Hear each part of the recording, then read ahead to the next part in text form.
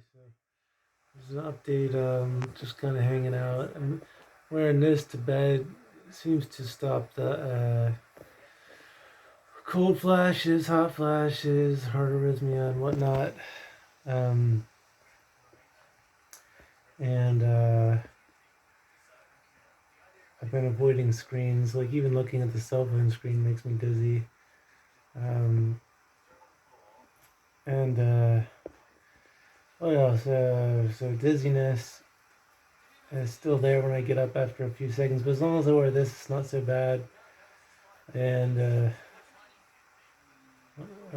what was it? Nausea.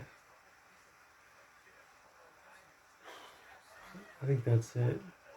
Pins and needles, like pain throughout my arms and legs.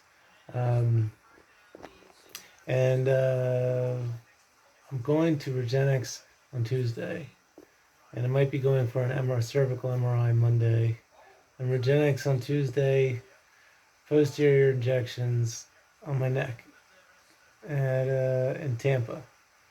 So, because I can feel like my ligaments in my neck just like straining and stretching unnaturally, and it's not good. So that doesn't work, then I might have to look at getting a fusion. If it does help significantly, maybe I'll get another one. Maybe go for a PICL treatment. I'd like to get a PICL treatment. So it's gonna be hard to convince my family that, but it's like I have to get one or the other. I can't just go on like this and like my ALR all loose and like if I do the slightest thing, I just get injured again because my ALR is so messed up. And also the other ligaments are picking up where the ALR can't. So they're taking the strain from when I lean over and stuff like that. So they get worn down. I wonder if that's why sometimes people who get posterior injections, like they get them and it kind of like wears off over time because it's getting some of the ligaments, but not all of them. And then so they're under more strain than they would otherwise be. And there could be poor dietary habits that are causing problems. Like watched Dr. Gundry, Gundry, and he had a good dietary thing. So like when I would uh, go like this with my hand and stretch it out as far back as I could, it hurt so bad because like the skin was just so tight. It felt like it was pulling the skin of my hand apart. And I changed my diet, and that stopped happening. So it could have been affecting connective tissue like in my whole body like that, like in my neck and my knees everywhere. And he was talking about all these foods that, in addition to foods that have gluten, that have lectin, like gluten's a lectin, and so check out Dr. Gundry if you really want to fix your diet. Make sure that that's good, not causing you problems.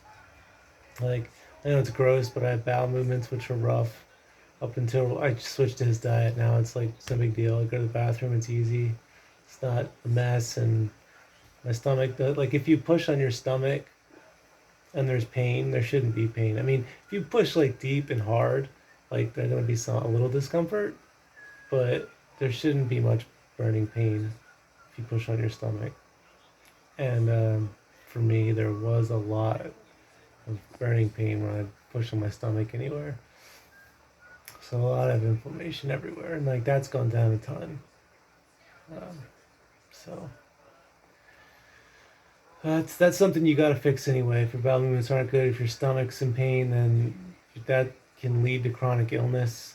Stress can lead to stomach issues, which cause chronic illness. So it's just something you have to fix if you're human, or it's going to cause you problems now and in the future, like serious problems. So watch Dr. Gundry's videos on diet.